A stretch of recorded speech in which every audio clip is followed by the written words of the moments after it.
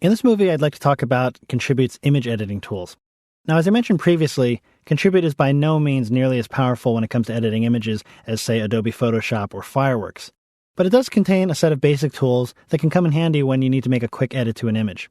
To access the tools, simply click on the image, and all I've done here is created a blank page and dragged an image in for this example.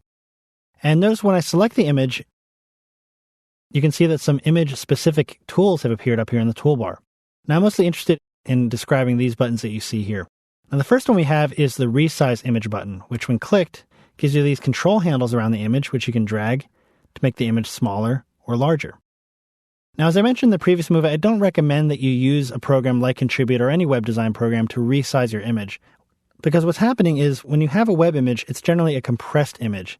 It's been set up so that it looks good at the particular size that it's at and doesn't take up any unnecessary file space. But when you resize an image in a web program, you're not optimizing that image at all.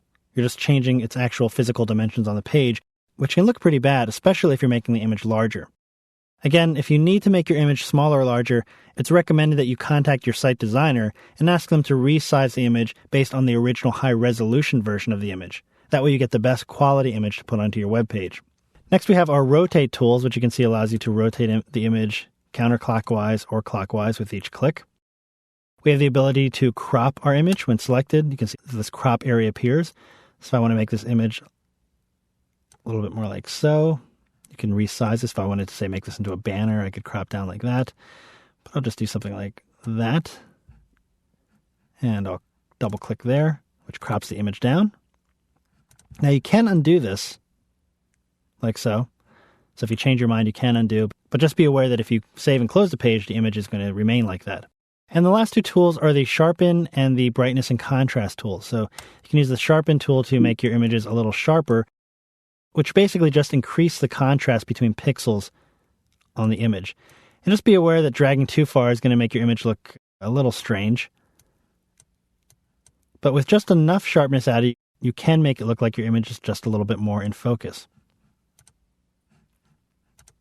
And then we have the Brightness and Contrast sliders, which allow us to, as you might imagine, adjust the brightness and contrast of the image.